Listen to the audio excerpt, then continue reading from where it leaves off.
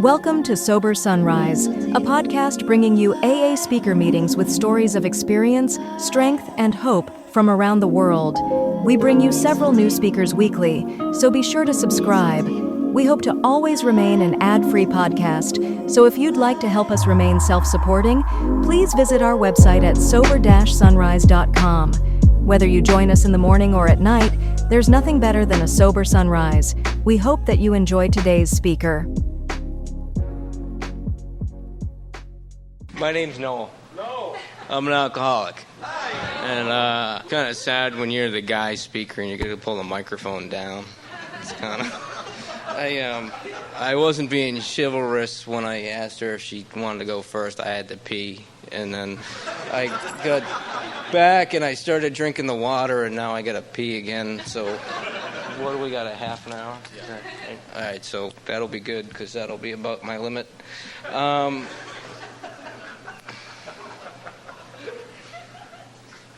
It's kind of neat. There's a lot of people here in Maine. I got sober in Maine.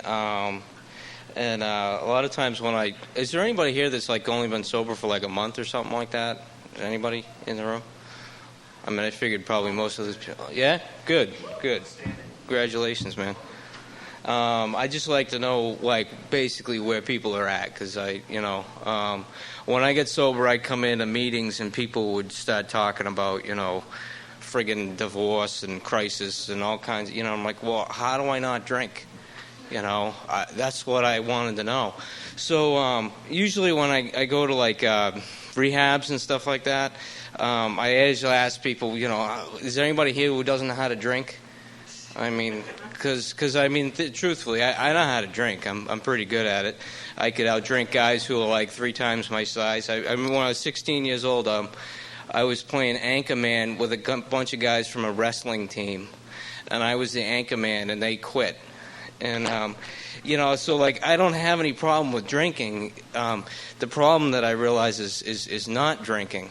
And I imagine that there's people in the room that have a little bit of problem with that, too.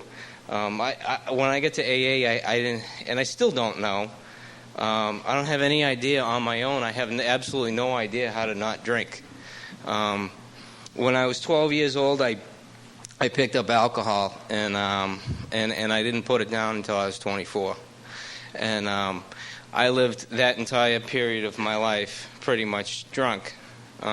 Gradually, the number of days in between how long I went got fewer and fewer and fewer. And by the time I was ready to stop drinking, it was pretty much if I went a day, that was a big deal. And so I was 24 years old. I was living in Bangor, Maine. It's a really great place to drink. There's not really a lot else to do in Bangor, Maine. So I had gone up to graduate school, and I was going to graduate school, which is my first reason why I wasn't an alcoholic, because I was in graduate school, and you can't possibly be an alcoholic if you're in graduate school. And my other reason was because I had never done cocaine. And you put those 2 reasons together, and you've got a perfectly sound argument as to why you are not alcoholic. And so I was in graduate school, and they were paying for me to go to school. And I was a teaching assistant, and I used to go study economics during the day. And about 3 o'clock in the afternoon, I'd go out and I'd look into the teaching assistant's room, and all the kids would turn around and look at me, and they were thinking these things about me. And they all thought that, I was an idiot and I was a freak and I didn't belong there. And half of them thought I was gay. And then, the girls didn't really like me, but they should. And they all think they're smarter than me. So I couldn't stand what they were thinking, so I'd go home. And on my way home, I'd stop off in the Rite Aid. I loved Maine because I grew up in Massachusetts where you can't do anything. And in Maine, they sell beer at gas stations and at Rite Aids, which I didn't know what Rite Aid was until I moved to Maine either. But they sell beer at Rite Aid, and you walk into the Rite Aid, and I'm thinking, I got to eat dinner. I haven't eaten anything all day long, and I walk through the aisle, and I go over to the beer aisle, and I pick up a 12-pack, and that's dinner. And then I bring it home, and I put it down on the counter, and I start making broccoli. And I'm going to have broccoli and beer. And you've got hops, barley, broccoli. I mean, it's like a full diet. And I threw a couple carbs in there, like some pasta. And I was good to go. And then I'd start studying economics. And I'm really friggin' good at economics. I don't understand why. It's just this weird thing that God gave me this gift. I'm really good at it. And so I'm studying economics, and I'm not an alcoholic because I can do statistics and I can do economics and drink a 12-pack of beer. And I can call my friends up and tutor them on the phone and tell them about how smart I am. And then I get off the phone and think that they all hate me and think I'm too stupid to, you know. And it was insane. And what was going on was this kid lived upstairs from me. He was 18 years old, and I had gone to Maine because I got into like 4 other colleges for graduate school, but I was dating Beth, and Beth was going to be my wife, and she was going to have kids, and she was going to become a veterinarian, and I was going to be a school professor, and I was going to write books, and I could drink and stay home with the kids and write books. And she would be a veterinarian and really take care of me, and I'd go on sabbaticals, and I could go sleep with my graduate students, and all these things were going to happen. And it was just going to be fantastic. And so I'm in graduate school, and all the kids at school, you know, they think those things about me, so that I can't talk to them, and I don't have any friends there. And Beth starting to really not understand me anymore. And so I'm hanging out with the 18-year-old kid up above me, and I'm buying him beer at night. And then I come home from school at 3 o'clock because what everyone's thinking, and I got to drink my beer and do my economics. And somebody stole my friggin' cigarettes. And I'm like, what happened to my cigarettes? Where'd they go? I locked the door before I left, and the cigarettes are gone, and then shit's getting moved all around my apartment. Someone's breaking into my friggin' house at night. And so then I'm like going into this panic, and everything's going crazy in my head, and it's like, and they're trying to trick me into like flunking me out of school, and things are going nuts. So then the cops start coming over to my house, but I can't tell the cops that it's the kid upstairs because I'm buying the kid booze. And I'm 21 years old, and I get a DUI, and if I get another arrest, then I have to go to jail, and da-da-da-da-da-da. So this craziness is going on, so I'm trying to talk to my girlfriend about it on the phone, and she's in school, so she doesn't have time to hear this.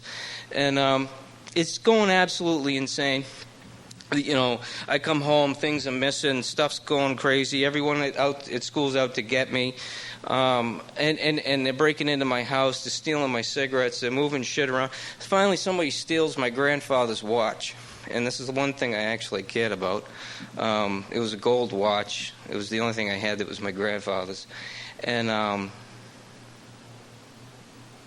so the cops were coming, and I said, that's it, and I filled them in on what was going on. I was going to take my big chance that they don't tell the cops that I was buying for them. And so I had to move, and craziness just kept going. What happened was I went home that Christmas, and Beth just didn't understand how much trouble I was having. And I went over to her house to try to convince her to come and live with me over Christmas break. And I had to move into a new apartment. And Beth's mother didn't insure her on her car. She didn't have car insurance. So she couldn't drive my car because she didn't have insurance. And if she got in an accident, I couldn't afford to deal with it because I had a DUI. And doesn't this woman understand? She has to insure her daughter on her car so that she can come live with me because she's going to be a veterinarian, and I'm going to write books and sleep with graduate students and teach classes. And she's ruining my friggin' life. And so I started screaming at this woman in the middle of her living room, her own house, screaming at her that she's ruining my life. None of these people get it. They're all screwing everything up. And Beth just looks at me and said, I can't deal with you anymore. You're out of your friggin' mind. You're just out of your mind. See, I used to go over to Beth's house because it was normal. It was like normal land. They watched fucking Disney movies. Sorry, I promised myself I wouldn't swear. Now I'm swearing. But I'd go over and we'd watch like Dumbo or something like that. And then I'd go out like the other 6 nights out of the week, and I'd get cocked, and I'd hang out at bars, and I'd flirt with chicks. I couldn't cheat on my girlfriend because only losers cheat on their girlfriends. But I'd just like flirt with. One time a girl walked all the way around the bar, came over, stood right next to me, and stuck her tongue down my throat. I told my friend Pat, I'm like, watch, see that girl? I'm going to pick her up. Because he didn't believe me that it was easy to pick girls up at the bar, you know. And so she comes walking all the way around the bar, sticks her tongue down my throat. I pushed her away. I said, I was just trying to prove a point. I have a girlfriend. You know, I had absolutely no sense. And then she smacked me, and I didn't get it. Like, why are you smacking me, you know? I'm trying to tell you, I'm a nice guy. I don't cheat on my girlfriend.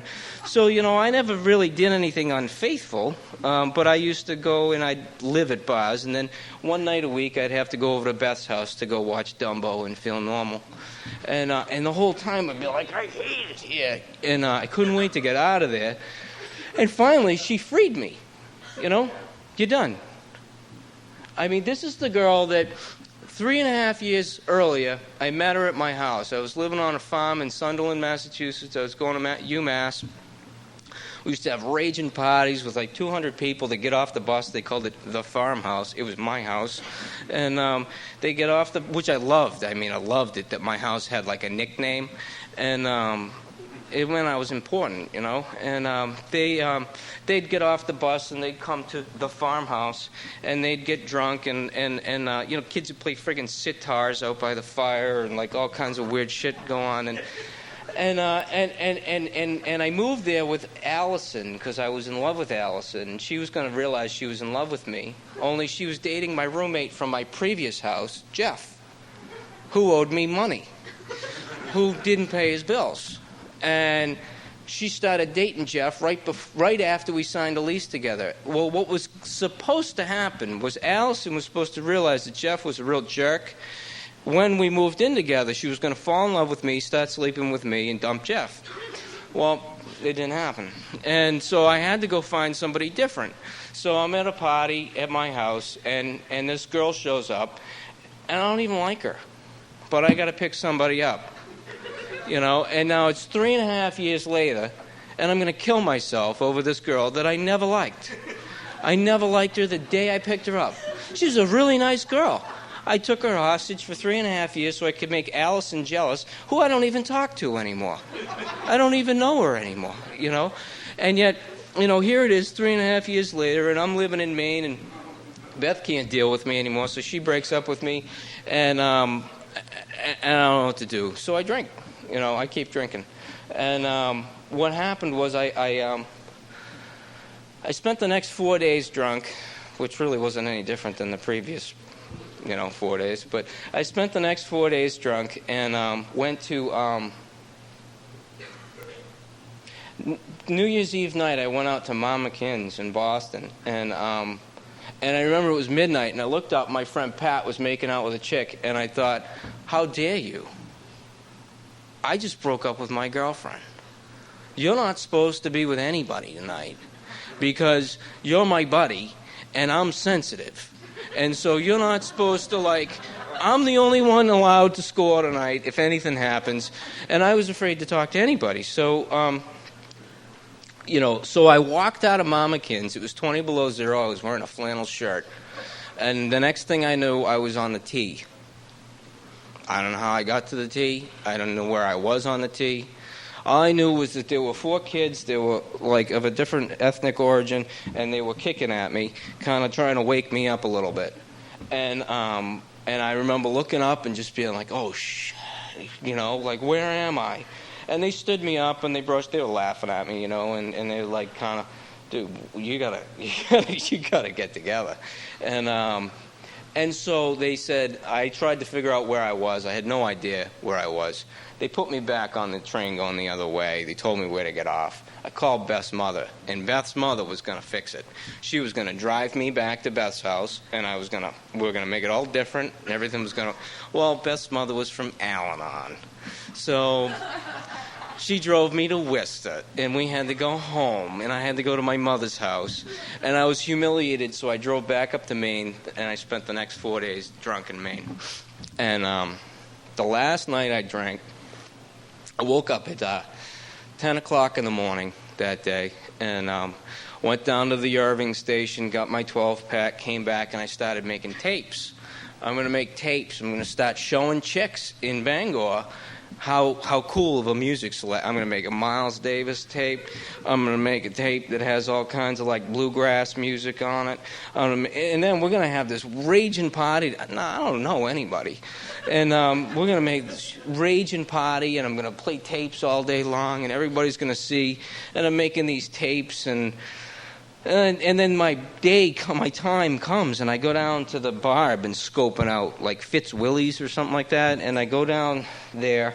I've never been in it, and I go down there, and I stand at the bar all night long drinking gin and tonic, smoking butts with my new best friend, this kid that I met, and he gave me his lighter. And we were smoking butts and talking and staring at these two girls dancing together all night long, and I'm thinking, I'm going to pick them up. And then I'm thinking, they don't like me. They think I'm gay. Everyone here hates me. And I smoked butts until it was about 1:15, and I realized the Irving station is going to close soon, so I left there. I walked up the street, and I remember standing in front of the refrigerator door at the Irving station, and I said, don't have any friggin' 12-packs. I've been drinking since 10 o'clock in the morning, and I'm mad because they don't have any 12-packs.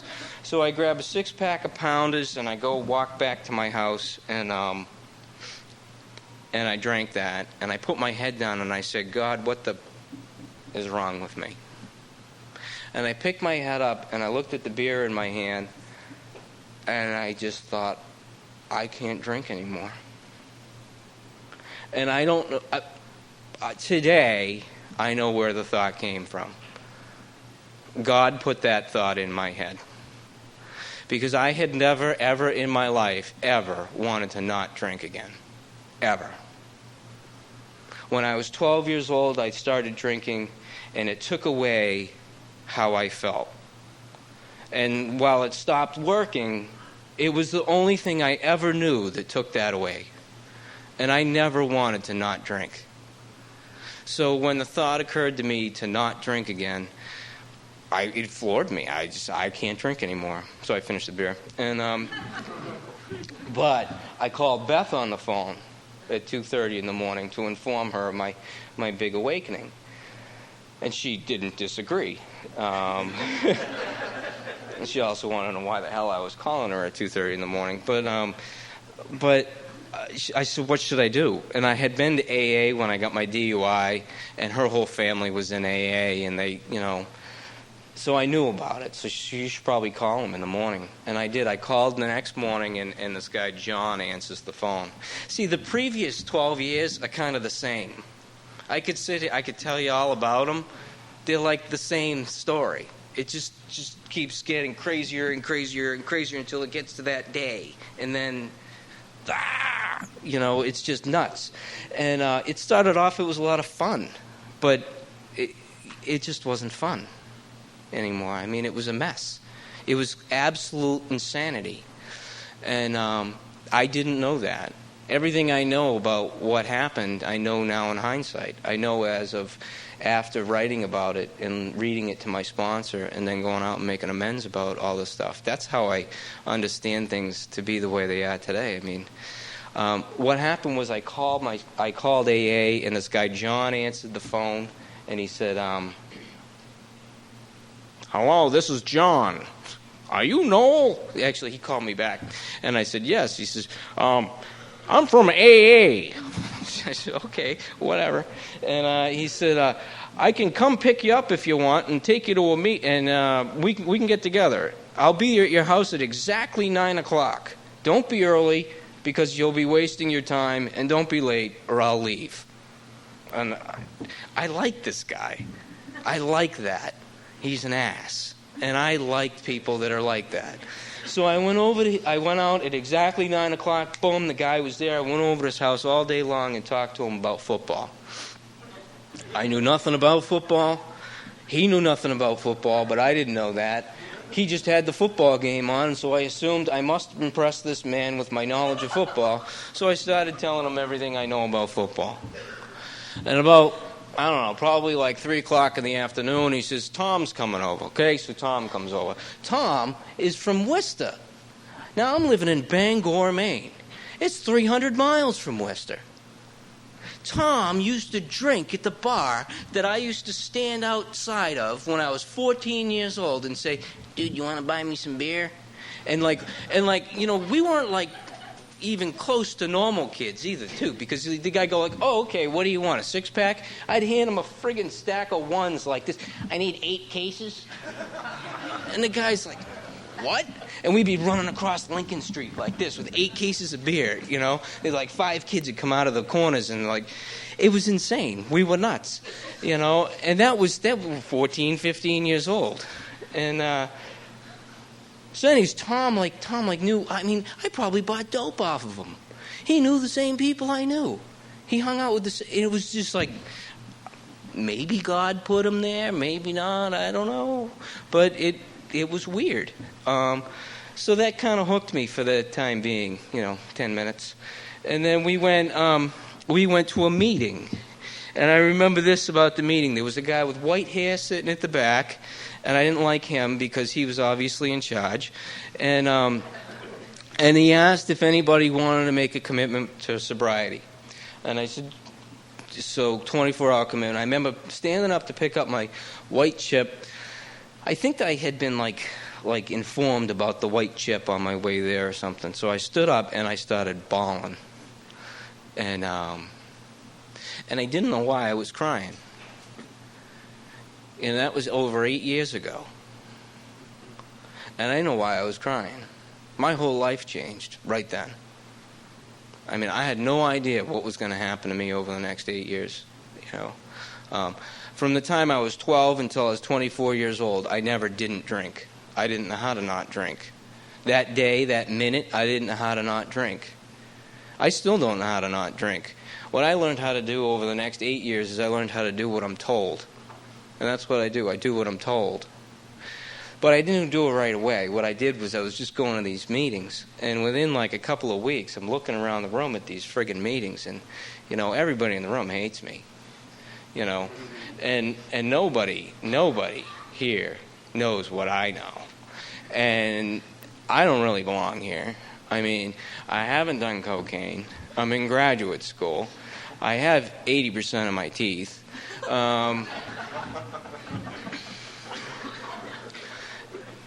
There's a whole string of really important reasons why I've never prostituted myself, which is important to me.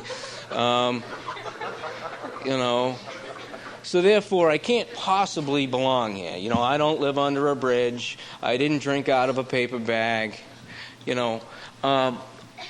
All of the real important reasons for not being an alcoholic were floating around my head all the time. And I remember being at this meeting at Husson College and staring at the back of Katie's head. And Katie, if you ever hear this tape, I'm sorry, but this is what I was thinking about.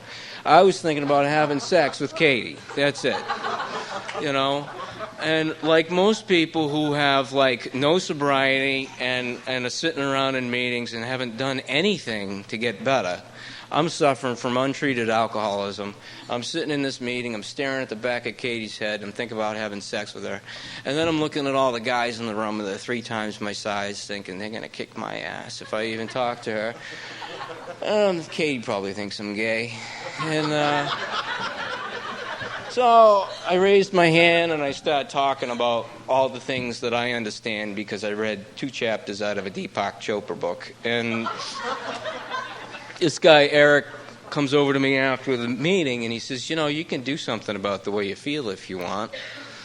And I can help you. And, F you prick, comes to mind like that. Like, who do you think you are? But at the same time, what was going on was I was going to these meetings for a month, and I go home, and everybody's saying, oh, it gets better, just keep coming, da-da-da-da-da. And, and they're all very nice, and they're trying to help me. And I go home, and I'd stare at the beam in my kitchen and think about hanging myself every night. And I was wondering when it was going to get better. I kept coming, and when's it going to stop? And what was happening was the craziness was just going... nonstop in my brain. All the stuff that I just told you about, that was all still going on in my head, only I didn't have the only thing that ever took it away. It wasn't there anymore. It was gone. So it was just going 9,000 miles an hour inside my head, and it wouldn't stop. And I just wanted it to stop. That's all I ever wanted. I wanted that when I was 12. I wanted to understand why the kids acted like they did when I was a kid. I wanted to understand why I had problems. I wanted to understand all these things. I wanted it to go away. I thought understanding it was going to make it go away. And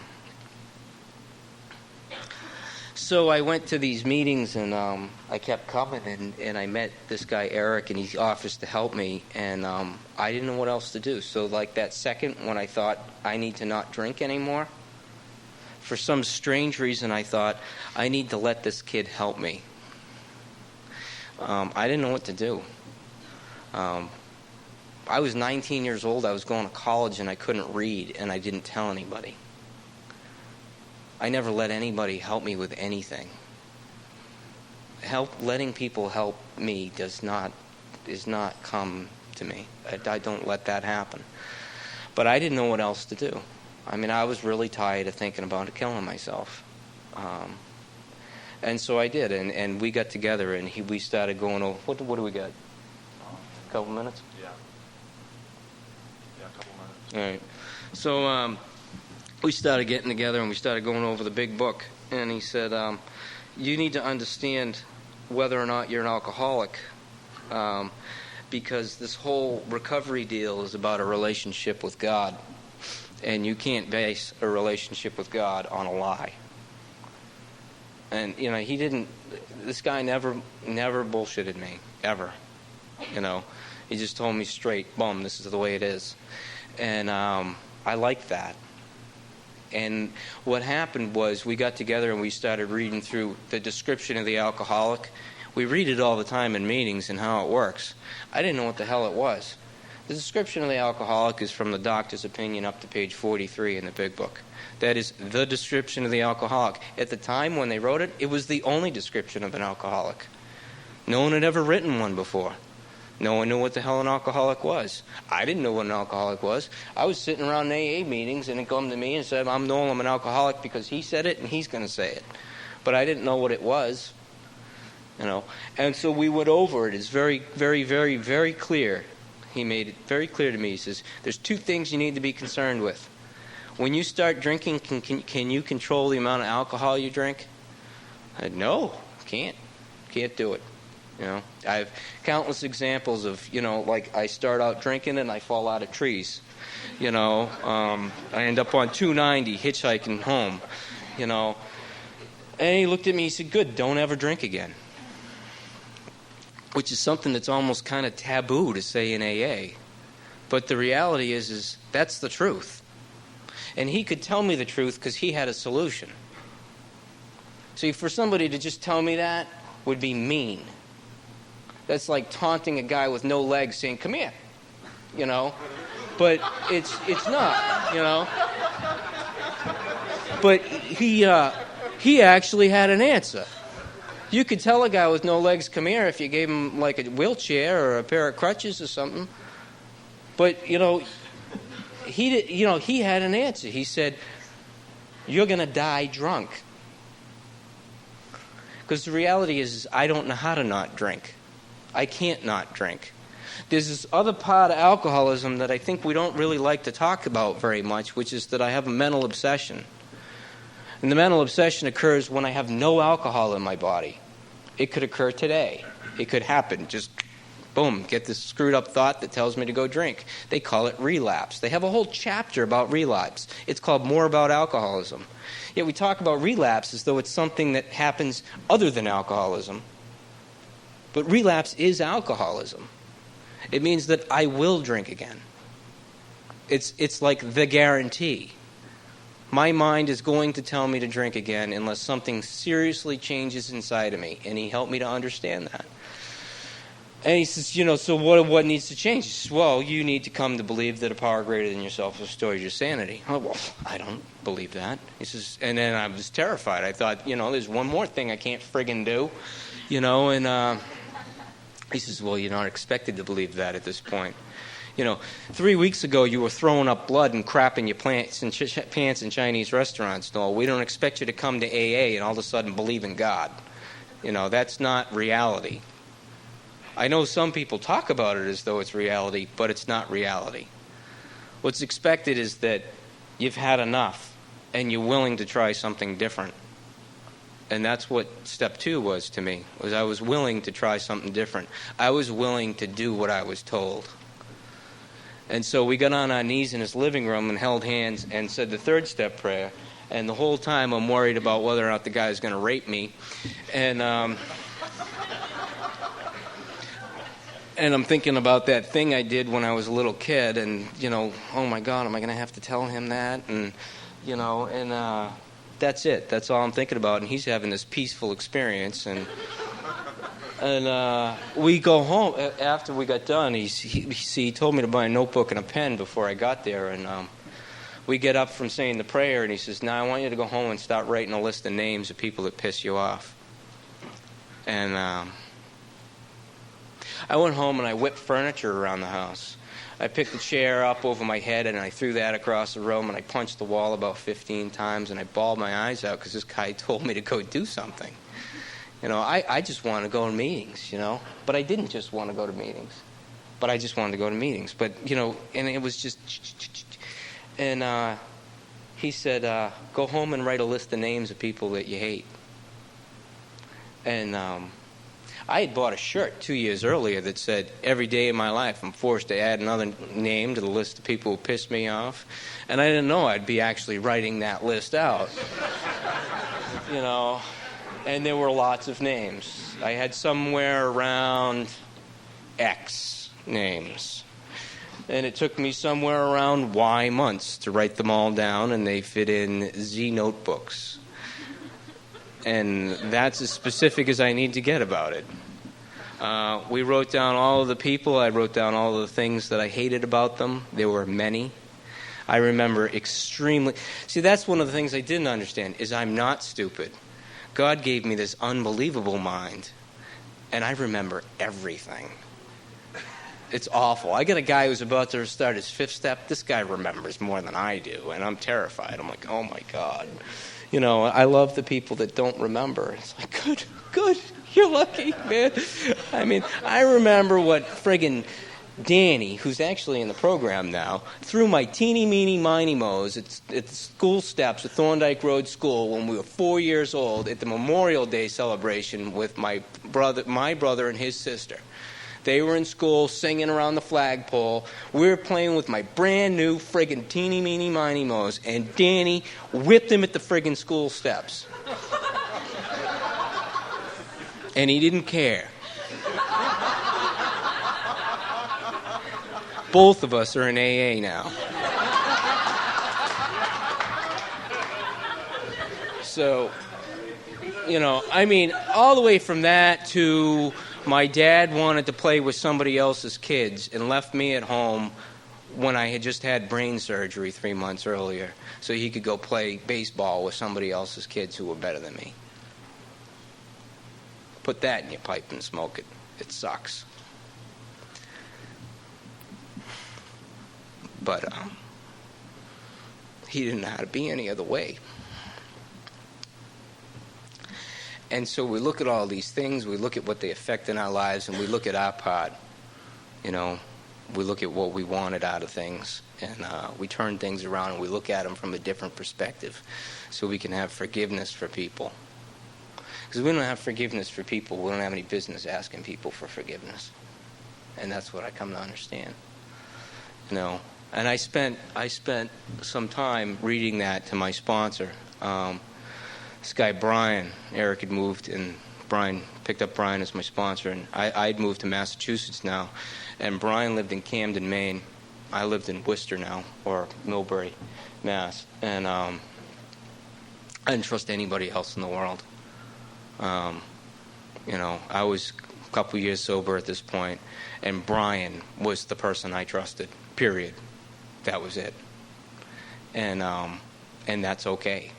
And I tell that to the guys so many times people, like, what I realized through my writing was that there were so many people that I made myself vulnerable to that I had no business ever trusting, and I lied to myself about what I trusted people with, girlfriends, kids I did drugs with, kids I drank with, and then I wonder why they did things like pick up my girlfriend and start having sex with them, or all kinds of things that happened, and I wondered why they happened, but I put myself in the position to get hurt. I just wanted people to like me. I wanted everyone to like me. Everyone, the whole world, everybody in the planet is supposed to like me. And so I do things because of that fear. So anyways, this guy Brian's the first guy in the world I've ever trusted. So I'm damn right I'm going to friggin' read my inventory to him. So I drove 3.5 hours up to Camden, Maine to read my inventory to him. And I did that a couple of times, and he called me up one day, and he drove 3.5 hours down to Massachusetts to listen to me read inventory. I sat on my couch for 7 hours and just listened. And then he took me out to dinner and bought me a big steak. And he drove back up to Maine because he had a prison commitment. This is a bank felon. This is a guy who robbed banks, who's a crack addict and a drunk. Why would he do that? And I learned something about what it means to sponsor people by my fifth step, Brian understood that if I didn't do this, I was going to hang myself from the beam in the kitchen. If something didn't fundamentally change inside of me, I was not going to be alive much longer. And so we did it, And I went out and I started making amends. I made amends, and those were a blessing. Next weekend, I get to put in a hardwood floor with my father, the guy who wanted nothing to do with me, the guy who actually just didn't know how to want something to, he didn't know how to do something with me is really all it was. And, it's just a miracle. Last night I didn't stay because my wife was at home. And she's my wife. I didn't understand that. Beth was going to have my kids and work and take care of my stuff while I drank, Last year my wife got sick, and I was working 2 jobs to make sure that things got done. And then my brother-in-law got cancer, and I didn't know what to do, so I have a 10th step that I write out every morning. And, you want to feel powerless. You have a guy who weighs 300 and something pounds get cancer and start having a tumor grow off the side of his face. He's got 2 kids at home. And what the hell did he do? And I don't know what to do.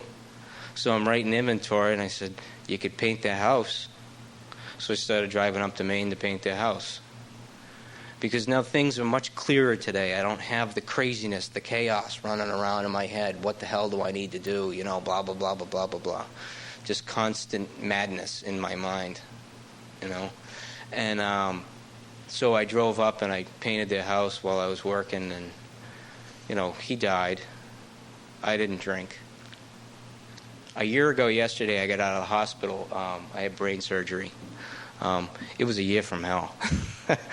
I have hydrocephalus. I have a shunt in my brain. It had found its way. It goes down into my gut. It's a plastic tube, and it stuck me in the liver, and it was sticking me in the liver for about 6 months.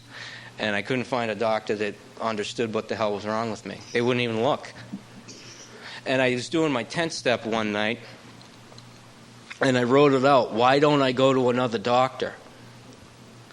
I was on this insurance plan that I thought I was stuck in New Hampshire, and I was afraid. That's what it came down to. I was afraid to go to another doctor. I was afraid.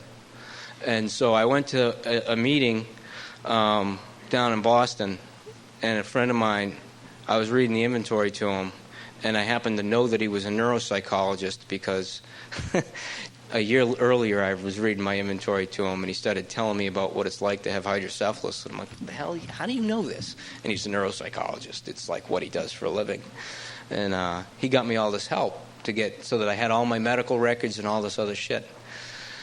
So anyways, I ended up having brain surgery a year ago yesterday because all of this stuff happened from my 10th step that allowed me to have the information I needed to go and give the information down to the doctor down in Boston. If I didn't do a 10th step, if I didn't write things out and deal with it, I would have never known any of that. I wouldn't have known it. I would have just hated the doctor in New Hampshire. And I wouldn't have another solution. He's a prick. And I'm dead, And so what I have instead is I have this process that allows me to get down to the truth, so that I actually know what to pray about.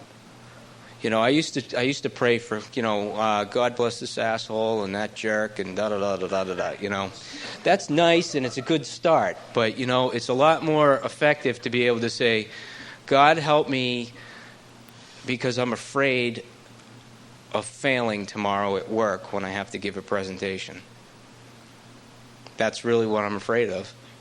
I have to give a presentation. I know that I have to do it tomorrow. And this is the truth. This is what's going on tomorrow. I wrote it out in my notebook today. I'm afraid. I've never failed at anything in my life. And yet I'm afraid that I'm going to fail. God's not going to let me fail. Won't happen. So, these are the things that happen. And because of that, I get to carry this message to other people. And it's really remarkable to be able to watch other people go through what I was taught how to do. And that's really the whole gift of Alcoholics Anonymous. I came here and it was all about me. And today, it ain't all about me. And hopefully I've been able to say something to somebody that, meant something. And if not, just ignore everything I said because it might kill you. It might have been my opinion. My opinions aren't very good. So I really am honored to be here, and thanks a lot for asking me to speak. And thanks for getting up on Sunday morning when you were probably up till Sunday morning. So take it easy.